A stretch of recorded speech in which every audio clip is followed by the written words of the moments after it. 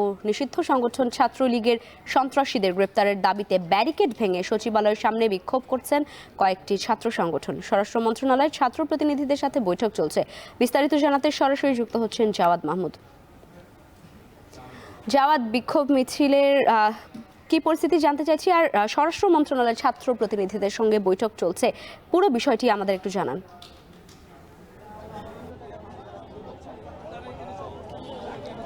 লাইবা মূলত ১টা নাগাদ ডাকসুর সামনে থেকে, অর্থাৎ ডাকসু নেতৃবৃন্দ আহ্বান জানিয়েছিলেন সাধারণ শিক্ষার্থীদের।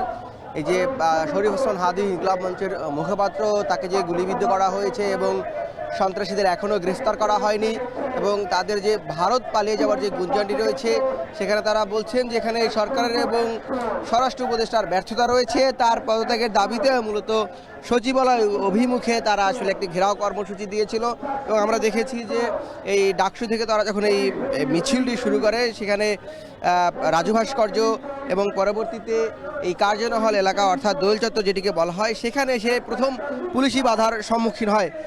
পুলিশ এখানে একটি ব্যারিকেড দেয়, সেই ব্যারিকেড ভেঙে সাধারণ যে শিক্ষার্থীরা তারা এখানে প্রবেশ করে এবং এরপরে আমরা আবার দেখেছি ঠিক হাইকোর্টের সামনের যে মূল ফটক রয়েছে, সেখানে আরেকটি ব্যারিকেড পুলিশ দিয়েছিল, সেটিও ভেঙে শিক্ষার্থীরা প্রবেশ করার পরে এখন আমরা যেখানে মূলত দাঁড়িয়ে আছি সেটি শিক্ষা ভবনের সামনে।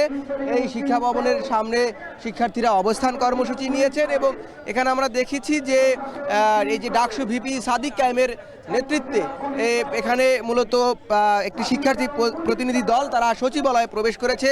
তারা মূলত এখানে আইন উপদেষ্টাকে দায় দেখছেন, যেটি বলছিলাম যে স্বরাষ্ট্র উপদেষ্টার দায় দেখছেন। এছাড়াও এখানে সরকারের গাফিলতির কথা বলছেন এবং সচিবালয়ে যারা এখনও ফ্যাসিবাদী যে কাঠামো টিকে রাখতে কাজ করছেন, সেই জায়গা থেকে তারা বলছেন যে এই তাদের নিয়ে কথা বলার জন্যই মূলত সচিবালয়ে তারা প্রবেশ করছেন এবং এখানে অবস্থান কর্মসূচি ঘোষণা দিয়েই তারা সচিবালয়ে প্রবেশ করেছেন। সচিবালয় থেকে আসার পরে হয়তো জানতে পারবো তারা কোনো পরবর্তী কর্মসূচি দেয় কিনা। এখন এই ছিল আমার কাছে শিক্ষা ভবনের সামনে যে শিক্ষার্থীদের যে সড়ক অবরোধ তার সবশেষ।